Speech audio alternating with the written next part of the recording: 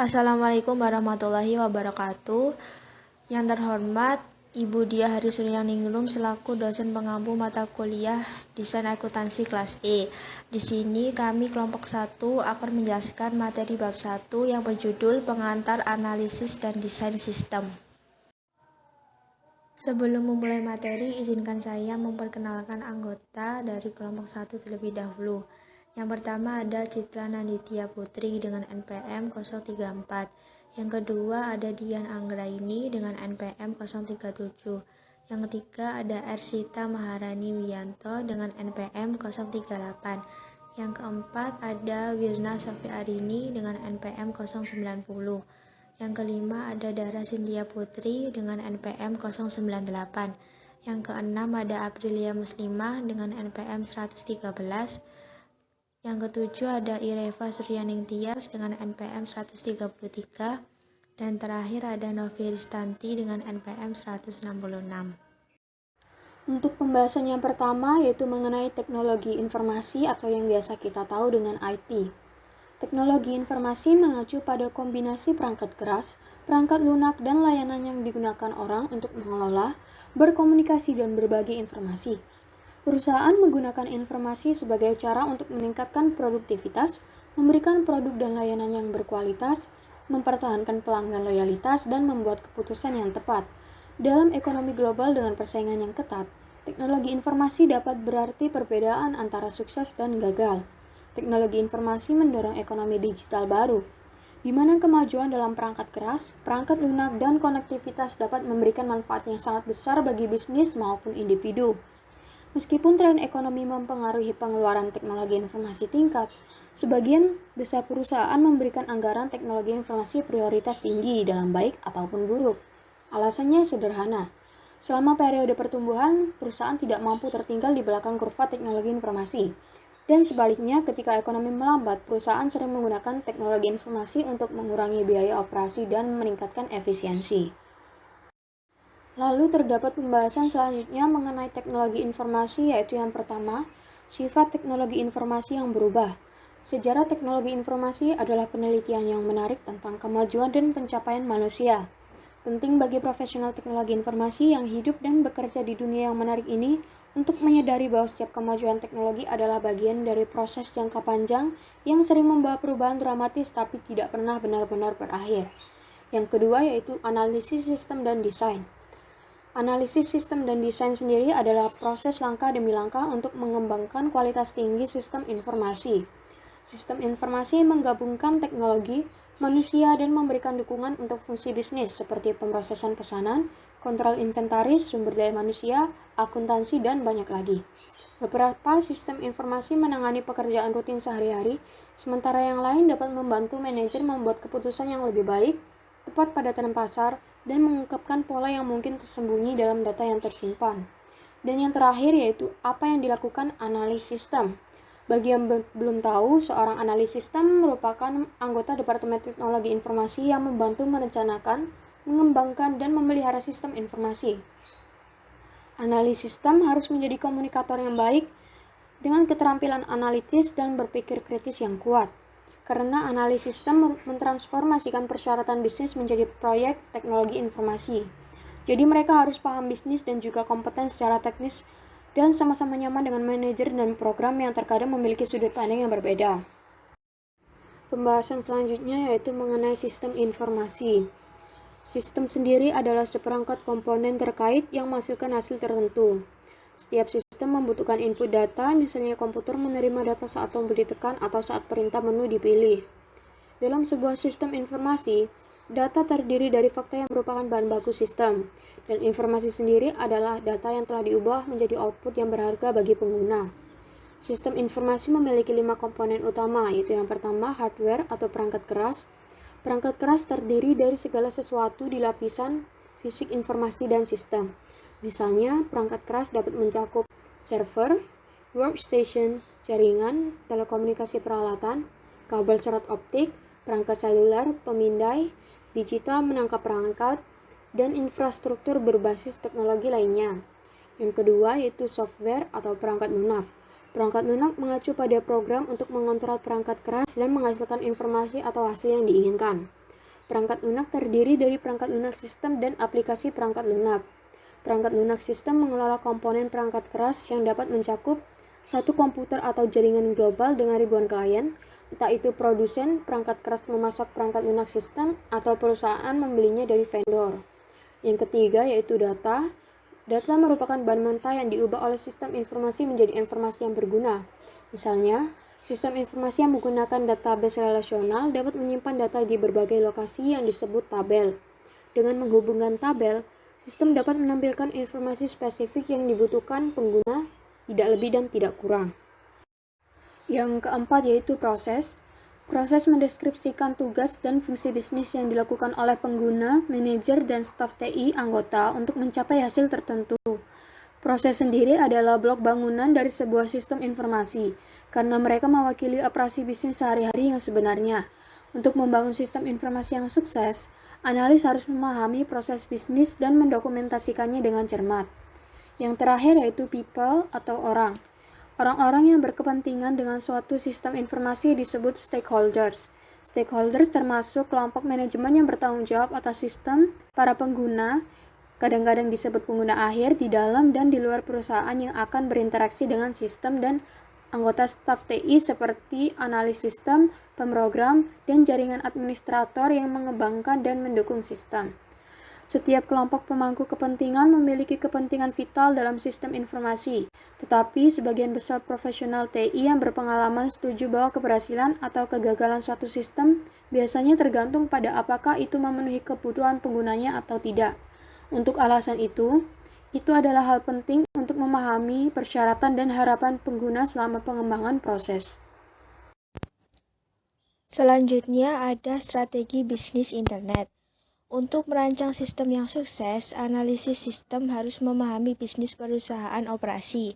Setiap situasi berbeda-beda, misalnya toko retail, praktik medis, dan jaringan hotel semuanya memiliki persyaratan sistem informasi yang unik. Sebagai bisnis perubahan dunia, analis sistem dapat berharap untuk bekerja di jenis perusahaan baru yang akan membutuhkan solusi IT yang inovatif. Bisnis saat ini sedang dibentuk oleh 3 tren utama, yaitu globalisasi yang meningkat pesat, integrasi teknologi untuk akses informasi tanpa batas di berbagai perangkat seperti laptop dan smartphone, serta pertumbuhan pesat komputasi berbasis cloud dan layanan perangkat lunak. Tren ini didorong oleh kekuatan internet yang sangat luar biasa. Selanjutnya ada model bisnis e-commerce.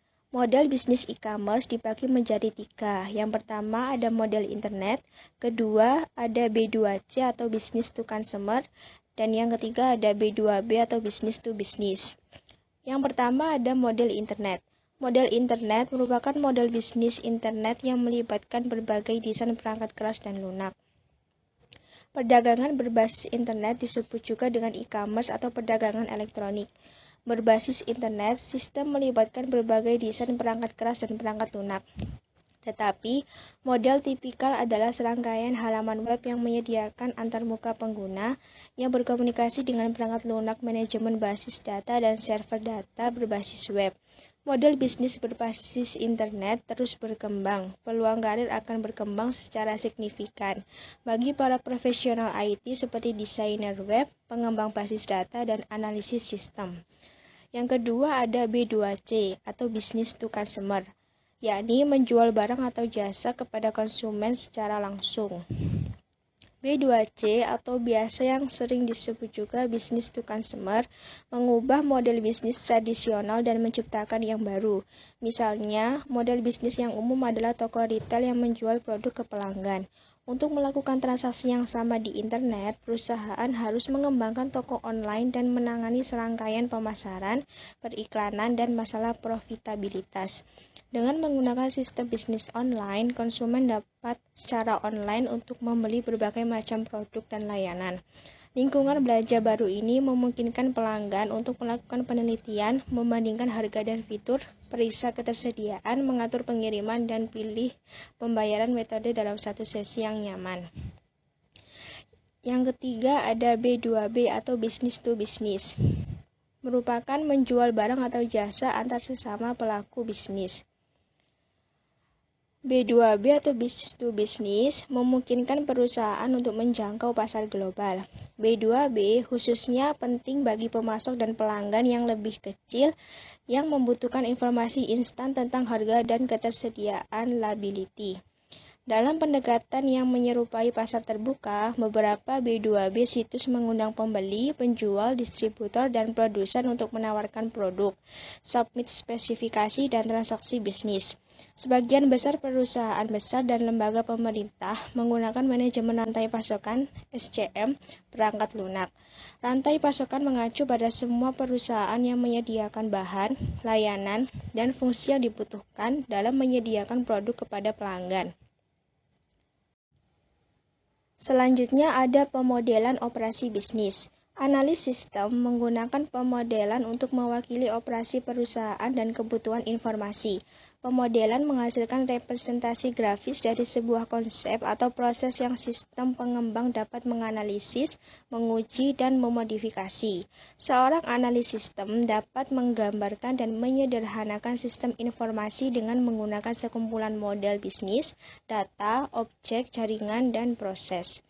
Profil bisnis adalah gambaran umum tentang misi, fungsi, organisasi, produk, layanan, pelanggan, pemasok, pesaing, kendala, dan juga arah masa depan. Meskipun banyak dari informasi ini sudah tersedia, seorang analis sistem biasanya perlu melakukan penelitian tambahan dan pencarian fakta untuk mengisi yang hilang atau tidak lengkap informasi. Profil bisnis adalah titik awal untuk proses pemodelan dan seorang analis sistem dapat menggambarkan dan menyederhanakan suatu sistem informasi dengan menggunakan seperangkat model bisnis dan model proses bisnis. Model bisnis menggambarkan informasi yang harus disediakan oleh sistem. Analis juga membuat model untuk mewakili data, objek, jaringan, dan komponen sistem lainnya.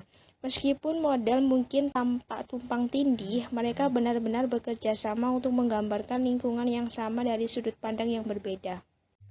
Sistem informasi bisnis.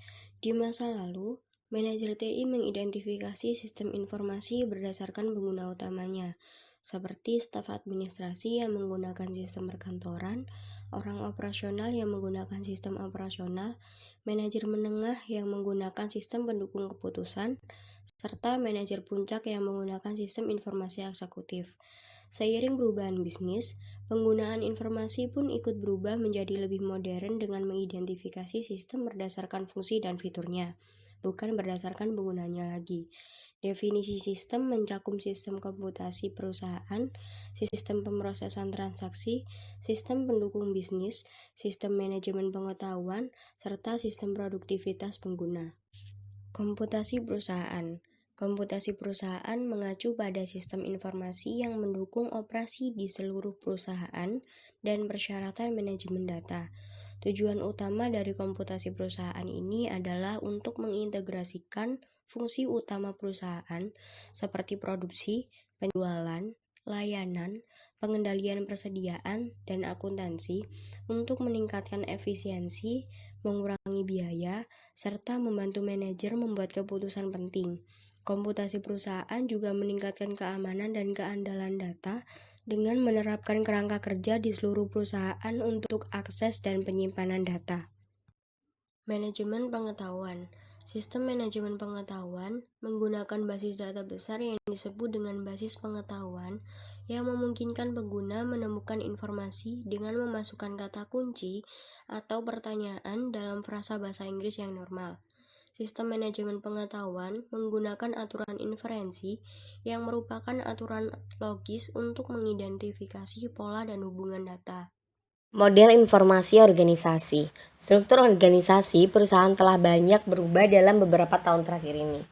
Nah, dalam sebuah upaya meningkatkan produksi, banyak perusahaan mengurangi jumlah tingkat dan tanggung jawab yang delegasikan kepada personel operasional. Meskipun bagian organisasi modern cenderung lebih datar, hierarki organisasi masih ada di sebagian besar perusahaan.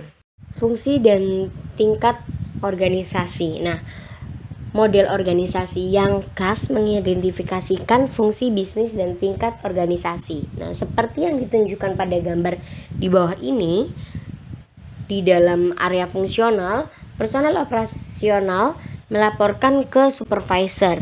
dan pemimpin tim. Nah, tingkat berikutnya mencakup manajer tengah dan pekerja intelektual atau pekerja pengetahuan yang pada gilirannya melaporkan kepada manajer puncak. Nah, dalam struktur perusahaan tersebut, puncak manajer akan melaporkan kepada dewan direksi yang dipilih oleh pemegang saham perusahaan. Nah, seorang analisis sistem itu harus memahami model organisasi perusahaan untuk mengenali siapa yang bertanggung jawab atas proses dan keputusan tertentu, dan untuk menyadari apa informasi dibutuhkan oleh siapa.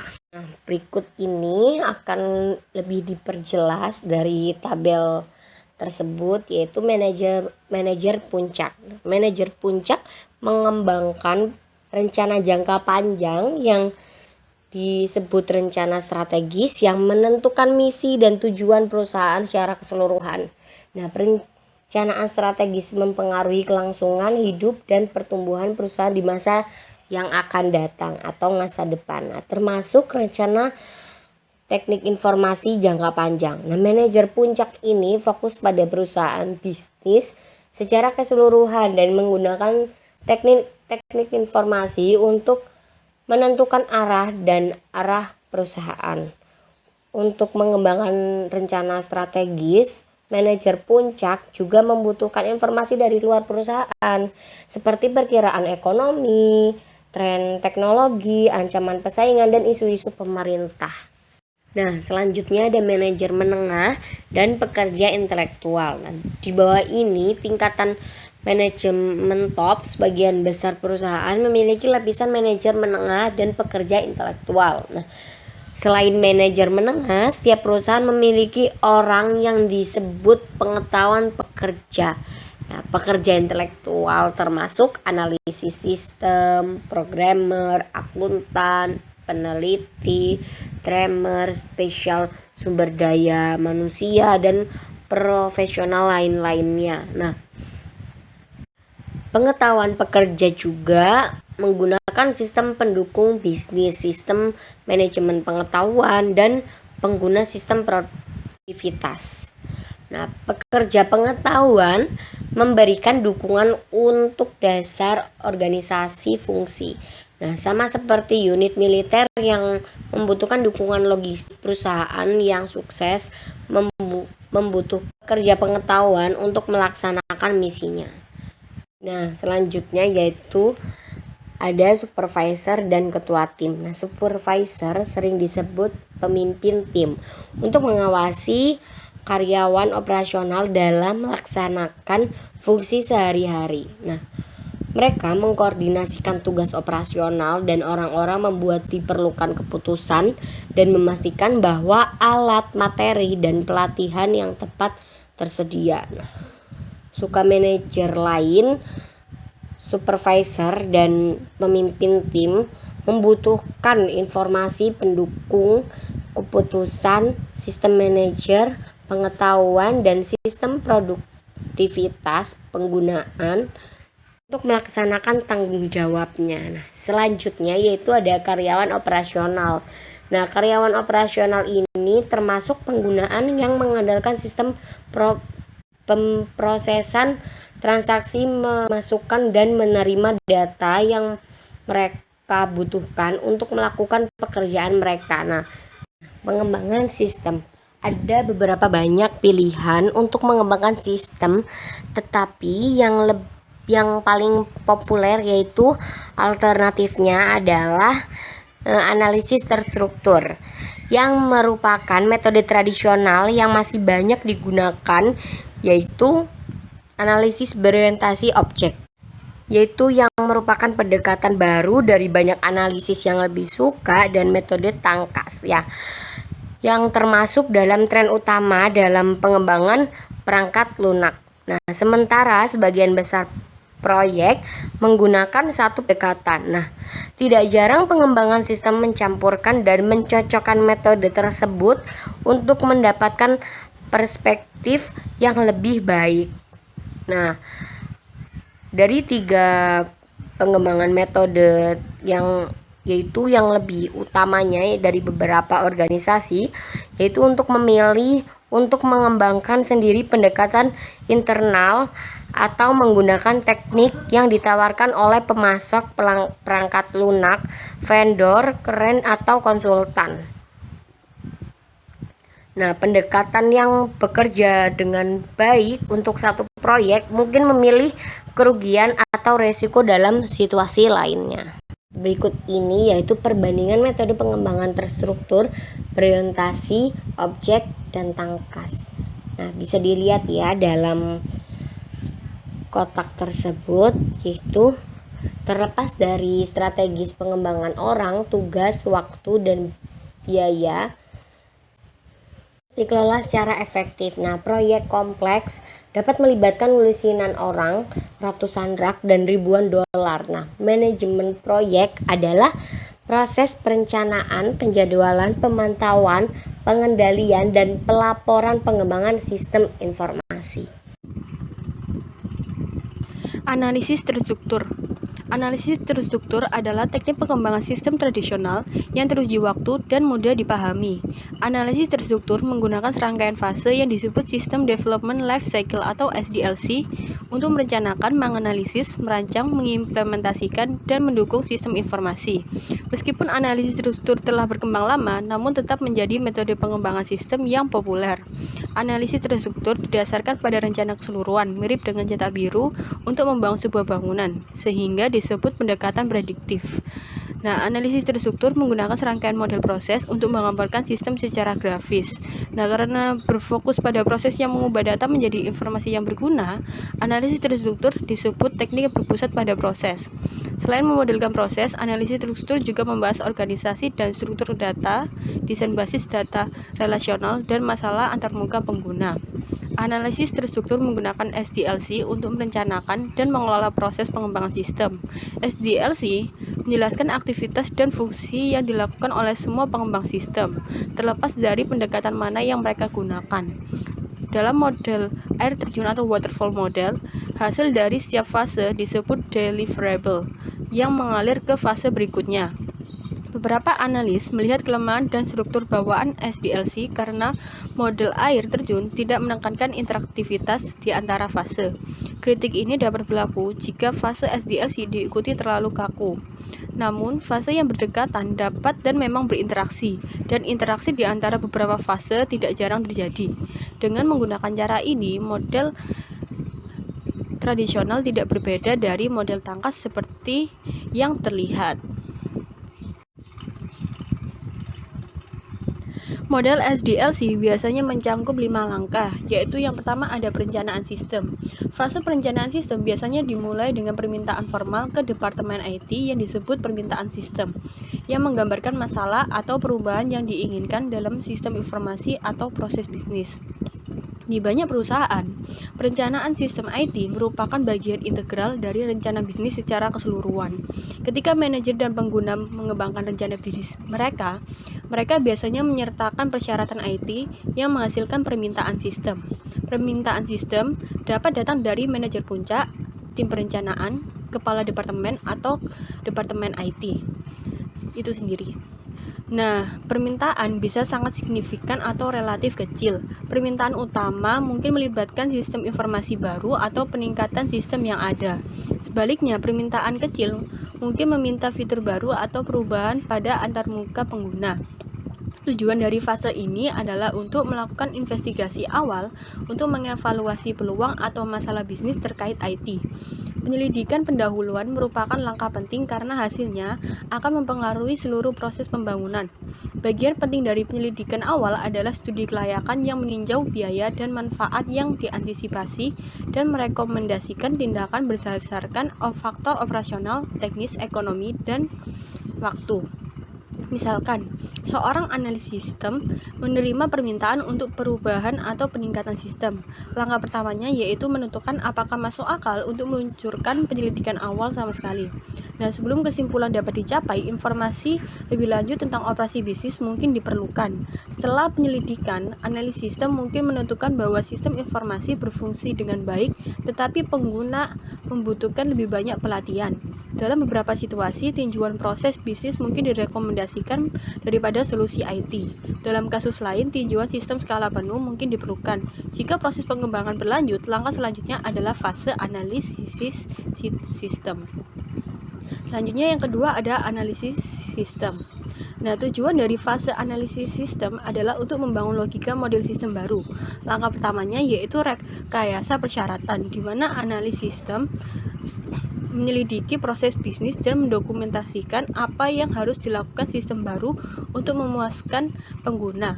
Rekayasa persyaratan melanjutkan penyelidikan yang dimulai selama fase perencanaan sistem.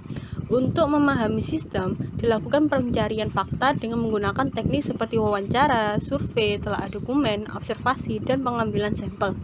Hasil pencarian fakta digunakan untuk membangun model bisnis, model data, dan proses, dan model objek. Hasil dari fase analisis sistem adalah dokumen persyaratan sistem. Dokumen persyaratan sistem menjelaskan persyaratan manajemen dan pengguna, biaya dan manfaat, serta menguraikan strategi pengembangan alternatif. Lalu yang ketiga ada desain sistem. Tujuan dari fase desain sistem adalah untuk membuat visi model yang akan memenuhi semua persyaratan terdokumentasi untuk sistem. Pada tahap ini, pengguna antarmuka dirancang dan output, input, dan proses yang diperlukan diidentifikasi. Selain itu, kontrol internal dan eksternal dirancang, termasuk fitur berbasis komputer dan manual untuk menjamin bahwa sistem akan dapat diandalkan, akurat, dapat dipelihara, dan aman. Selama fase desain sistem, arsitektur aplikasi juga ditentukan, yang akan digunakan programmer untuk mengubah desain logis menjadi modul dan kode program. Hasil untuk fase ini adalah spesifikasi desain sistem yang disajikan kepada manajemen dan pengguna untuk ditinjau dan disetujui. Manajemen dan keterlibatan pengguna sangat penting untuk menghindari kesalahpahaman tentang apa yang akan dilakukan sistem baru, bagaimana melakukannya, dan berapa biayanya. Lalu yang keempat ada implementasi sistem. Nah, selama implementasi sistem baru dibangun. Apakah pengembang menggunakan analisis terstruktur atau metode OO? Prosedurnya yaitu program yang sama ditulis, diuji, dan didokumentasikan, dan sistem diinstal. Jika sistem dibeli sebagai sebuah paket, analis sistem mengkonfigurasi perangkat lunak dan melakukan modifikasi yang diperlukan. Tujuan dari fase implementasi sistem adalah untuk memberikan sistem informasi yang berfungsi sepenuhnya dan terdokumentasi. Sebagai kesimpulan dari fase ini, sistem siap digunakan. Persiapan akhir termasuk mengonversi data ke file sistem baru, melatih pengguna, dan melakukan transisi aktual ke sistem baru. Fase implementasi sistem juga mencangkup penilaian yang disebut evaluasi sistem untuk menentukan apakah sistem beroperasi dengan benar dan apakah biaya dan manfaat sesuai dengan harapan. Lalu yang terakhir ada dukungan dan keamanan sistem. Selama dukungan dan keamanan sistem, staf IT memelihara, meningkatkan, dan melindungi sistem. Pemeliharaan mengubah kesalahan yang benar dan beradaptasi dengan perubahan lingkungan seperti tarif pajak baru. Penyempurnaan memberikan fitur dan manfaat baru. Tujuan selama fase ini adalah untuk memaksimalkan pengembalian investasi IT, kontrol keamanan, melindungi sistem dari ancaman eksternal dan internal. Sistem yang dirancang dengan baik harus aman, andal, dan dapat dipelihara dan dapat diskalakan. Desain yang scalable dapat diperluas untuk memenuhi persyaratan dan volume bisnis baru. Pengembangan sistem informasi selalu dalam proses. Proses bisnis selalu berubah dengan cepat, dan sebagian besar sistem informasi perlu diperbarui secara signifikan atau diganti setelah beberapa tahun beroperasi. Misalnya, sistem berbasis web mungkin memerlukan lebih banyak server untuk mengatasi peningkatan beban kerja. Analisis berorientasi objek. Apabila analisis terstruktur memperlakukan proses dan data sebagai komponen yang terpisah, analisis berorientasi objek menggabungkan data dan proses yang bertindak pada data sebagai objek. Analisis sistem menggunakan OO untuk memodelkan proses bisnis dan operasi dunia nyata. Hasilnya adalah seperangkat objek perangkat lunak yang mewakili orang, benda, tindakan trans, dan peristiwa aktual. Dengan menggunakan bahasa pemrograman OO, seorang programmer kemudian menuliskan kode yang menciptakan objek. Nah, dalam hal ini, objek adalah anggota kelas yang merupakan kumpulan objek serupa. Objek memiliki karakteristik yang disebut properti yang diwarisi objek dari kelasnya atau dimilikinya sendiri. Seperti yang ditunjukkan pada gambar tersebut, kelas yang disebut person termasuk instructor dan student. Karena kelas person memiliki properti yang disebut alamat, student mewarisi properti alamat. Student juga memiliki properti yang disebut major, yang tidak dimiliki oleh anggota lain dari kelas person. Nah, metode berorientasi objek itu biasanya mengikuti serangkaian fase analisis dan desain yang mirip dengan SDLC. Meskipun ada sedikit kesepakatan tentang jumlah fase dan namanya, dalam model OO, fase cenderung lebih interaktif. Dalam gambar tersebut menunjukkan model pengembangan OO di mana tugas perencanaan, analisis, dan desain berinteraksi untuk menghasilkan prototipe yang dapat diuji dan diimplementasikan. Hasilnya adalah model interaktif yang dapat secara akurat menggambarkan proses bisnis dunia nyata. Metode Agile. Teknik pengembangan berubah seiring waktu, misalnya, analisis struktur adalah pendekatan tradisional dan metode Agile adalah perkembangan terbaru. Analisis terstruktur membangun rencana keseluruhan untuk sistem informasi, sama seperti kontraktor yang mungkin menggunakan cetak biru untuk membangun sebuah bangunan. Metode Agile sebaliknya mencoba mengembangkan sistem secara bertahap dengan membangun serangkaian prototipe dan terus-menerus menyesuaikan dengan kebutuhan pengguna. Saat proses Agile berlanjut, pengembang merevisi, memperluas, dan menggabungkan versi sebelumnya ke dalam produk akhir. Pendekatan Agile menekankan umpan balik terus-menerus dan setiap langkah tambahan dipengaruhi oleh apa yang dipelajari pada langkah sebelumnya. Meskipun relatif baru dalam pengembangan perangkat lunak, gagasan pengembangan berulang dapat ditelusuri kembali ke perusahaan otomatis Jepang yang mampu meningkatkan produktivitas dengan menggunakan sistem manufaktur yang fleksibel, di mana upaya berbasis tim dan pencapaian jangka pendek membantu menjaga kualitas dan biaya rendah. Biasanya, metode Agile menggunakan model spiral. Hal ini dikarenakan karena mewakili serangkaian iterasi maupun revisi yang berdasarkan timbal balik pengguna. Produk akhir dari metode Agile ini nantinya akan ikut berkembang seiring berjalannya proses. Dibutuhkan interaktivitas yang intens antar pengembang dengan pengguna individu dan tidak memulai dengan tujuan keseluruhan dalam pendekatan Agile, yang nantinya metode ini akan digunakan sebagai penentu hasil akhir. Pendukung model spiral meyakini bahwa pendekatan dapat mengurangi risiko dan mempercepat pengembangan perangkat lunak. Pada tahun 1990, seorang ahli rekayasa perangkat lunak, Barry Boehm, pertama kali menyarankan model spiral. Dirinya beranggapan bahwa setiap iterasi atau fase dari model harus memiliki tujuan spesifik yang dapat diterima, ditolak, atau diubah oleh pengguna atau klien.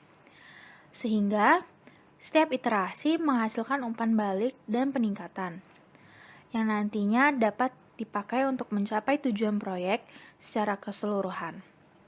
Biasanya, setiap iterasi dalam model spiral, termasuk perencanaan, analisis resiko, teknik, dan evaluasi. Iterasi berulang menghasilkan serangkaian prototipe yang berevolusi menjadi sistem jadi. Meskipun metode Agile ini lebih dipilih, para analisis harus mengenali bahwa pendekatan ini memiliki beberapa kelebihan dan kekurangan. Sesuai sifatnya, yaitu gesit, metode Agile dapat memungkinkan pengembangan menjadi lebih fleksibel dan responsif, tetapi bisa lebih beresiko daripada metode yang lebih tradisional. Contohnya seperti bila tanpa persyaratan sistem yang rinci, fitur-fitur tertentu yang diminta oleh beberapa pengguna dapat tidak konsisten dengan rencana permainan perusahaan yang lebih besar. Kerugian potensial yang lain dari metode ini adalah dokumentasi yang lemah, garis akuntabilitas yang kabur, dan terlalu sedikit penekanan pada gambaran bisnis yang lebih besar.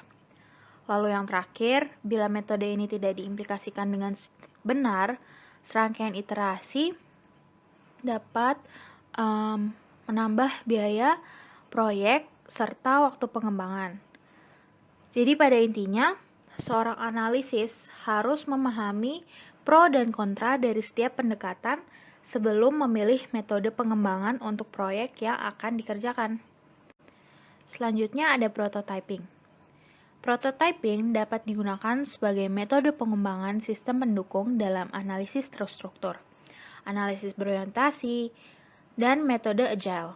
Prototyping menguji konsep sistem dan memberikan kesempatan untuk memeriksa input, output, dan antarmuka pengguna sebelum nantinya keputusan akhir tersebut dibuat. Prototype merupakan versi awal dari sistem informasi. Prototype sendiri dapat berfungsi sebagai model yang digunakan sebagai tolak ukur untuk mengevaluasi sistem yang sudah jadi atau sedang dikembangkan. Perkembangan prototipe tersebut nantinya menjadi sistem yang sudah final. Kemungkinan kerugian dari prototyping adalah ketika keputusan penting mungkin dibuat terlalu dini sebelum masalah bisnis atau TI dipahami secara menyeluruh. Namun, bila prototipe ini berdasarkan teknik pencarian fakta dan pemodelan yang cermat dan benar, nantinya dapat menjadi alat yang sangat berharga. Selanjutnya ada tools. Jadi semua metode pengembangan sistem harus didukung oleh alat untuk memungkinkan analisis sistem, mengembangkan, mengelola, dan memelihara sistem informasi dalam skala yang besar. Tools menyediakan kerangka kerja keseluruhan untuk pengembangan sistem dan mendukung berbagai metodologi desain termasuk analisis terstruktur dan analisis berorientasi objek dan membuatnya lebih mudah untuk membangun sistem informasi sehingga meningkatkan produktivitas teknologi informasi dan meningkatkan kualitas produk jadi. Kemudian yang terakhir ada Departemen Teknologi Informasi. Departemen ini mengembangkan dan memelihara sistem informasi. Di dalam Departemen Teknologi Informasi terdapat 7 fungsi utama dari teknologi informasi, yaitu pengembangan, aplikasi, dukungan dan keamanan sistem, dukungan pengguna, administrasi basis data, administrasi jaringan, dukungan web, dan jaminan kualitas.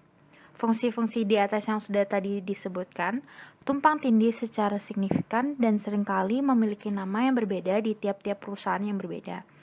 Struktur Departemen Teknologi Informasi ini berbeda-beda di setiap perusahaannya, seperti nama dan penempatannya dalam organisasi.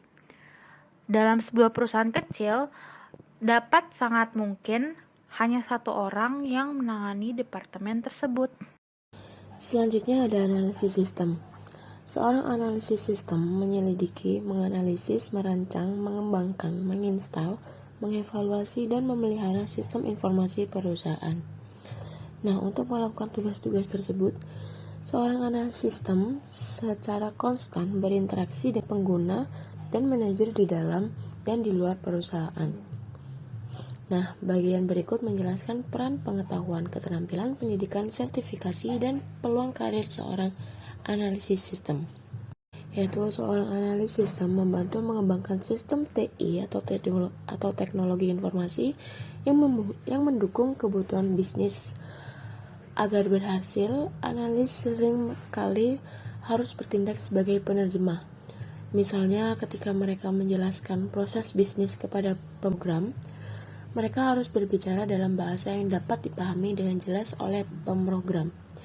Nah, biasanya analis ini membangun serangkaian model, diagram, dan tabel keputusan dan menggunakan alat dan teknik deskriptif lainnya. Nah, yang kedua ada pengetahuan, keterampilan, dan pendidikan.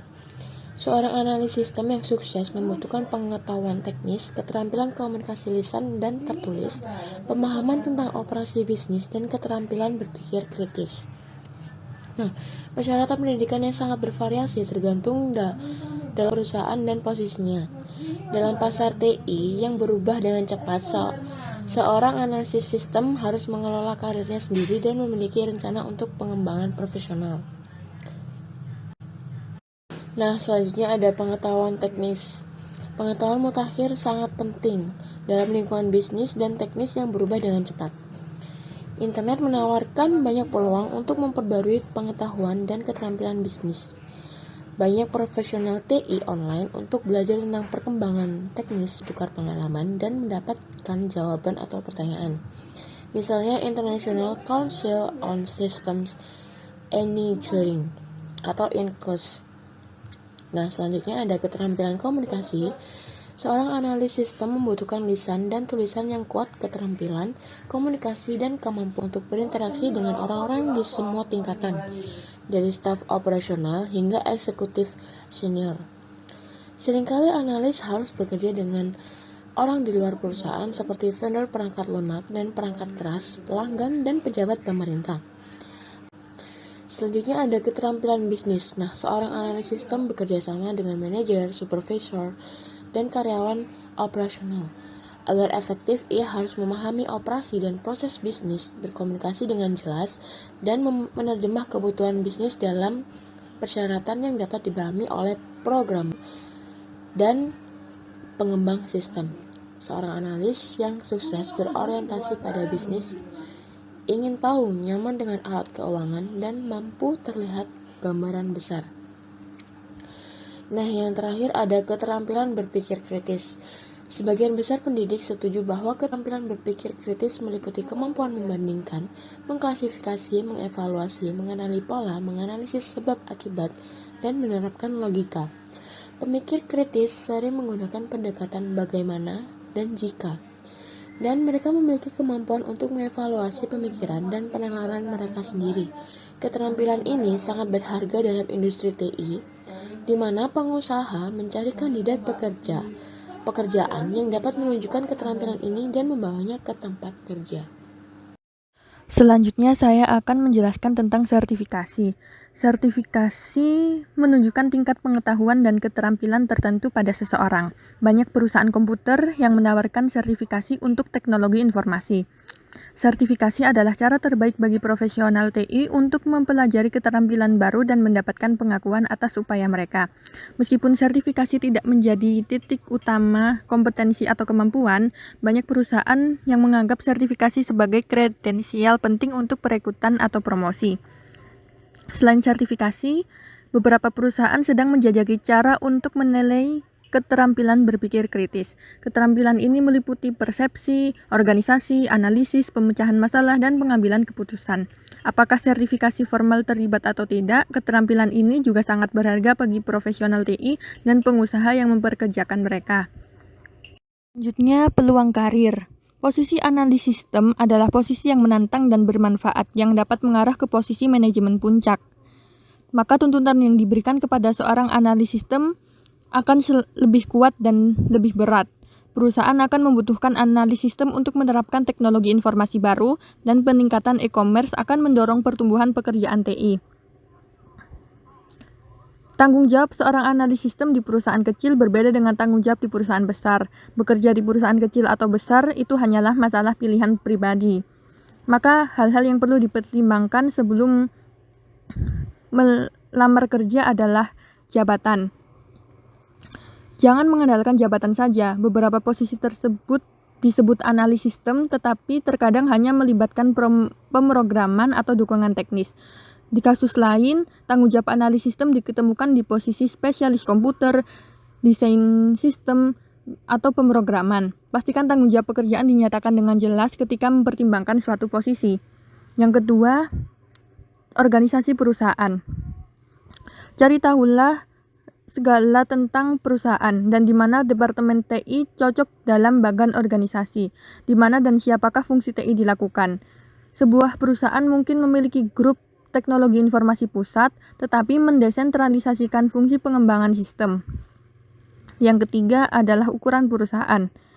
Perusahaan yang lebih kecil mungkin menyediakan lebih banyak variasi. Namun perusahaan besar dengan sistem canggih memberikan peluang untuk spesialisasi. Meskipun mungkin ada lebih banyak tanggung jawab di perusahaan yang lebih kecil, peluang promosi dan imbalan finansial bisa lebih besar di perusahaan yang lebih besar. Yang selanjutnya adalah gaji, lokasi, dan pertumbuhan masa depan. Pertimbangkan gaji, lokasi, dan prospek perusahaan untuk pertumbuhan dan kesuksesan di masa depan. Kesan awal dari wawancara kerja dengan perusahaan dan orang-orangnya memang penting, tapi yang lebih penting adalah tinjau tujuan jangka pendek dan jangka panjang dengan sangat hati-hati sebelum memutuskan posisi mana yang paling cocok. Terakhir adalah budaya perusahaan.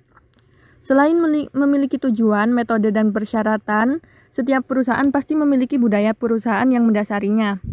Budaya perusahaan merupakan seperangkat keyakinan, aturan, tradisi, nilai-nilai, dan sikap yang mendefinisikan perusahaan dan mempengaruhi cara melakukan bisnis.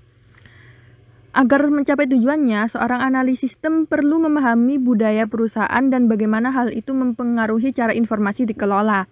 Perusahaan mungkin terkadang menyertakan pernyataan tentang budaya perusahaan dalam pernyataan misi mereka. Seorang analis sistem harus memahami budaya perusahaan dan merasa nyaman. Jika perusahaan mendorong pertumbuhan dan pemberdayaan pribadi, pekerjaan akan jauh lebih menyenangkan. Berikutnya adalah tren teknologi informasi. Analis sistem perlu mengikuti tren teknologi informasi karena perubahan teknologi mempengaruhi operasi bisnis, peluang karir, dan juga strategi perusahaan. Sangat sedikit area yang berkembang secepat teknologi informasi. Setiap tahun, perkembangan evolusioner dalam teknologi saat ini dapat dilihat jelas seperti prosesor yang lebih cepat, maksimal jaringan yang lebih luas, dan peningkatan kemampuan penyimpanan. Sesekali perubahan yang benar-benar transformatif juga terjadi, seperti injeksi aplikasi kecerdasan buatan di seluruh perusahaan atau revolusi dalam prinsip dasar komputasi dengan pengenalan komputasi kuantum yang baru lahir. Terkadang tren-tren ini dapat mempengaruhi kebutuhan pendidikan dan pelatihan, memunculkan sertifikasi baru, dan juga membuka peluang karir yang menguntungkan. Seperti yang telah diketahui bahwa perusahaan TI diidentifikasi sebagai perusahaan yang berorientasi pada produk atau layanan.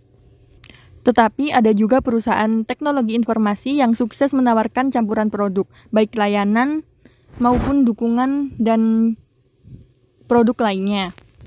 Sehingga untuk mengikuti tren teknologi informasi yang ada saat ini, perusahaan harus memanfaatkan kekuatan media sosial ditambah dengan aplikasi yang sadar lokasi untuk menciptakan solusi yang benar-benar inovatif yang mengubah wajah teknologi informasi. Sekian presentasi dari kelompok 1. Apabila ada salah kata mohon dimaafkan. Wassalamualaikum warahmatullahi wabarakatuh.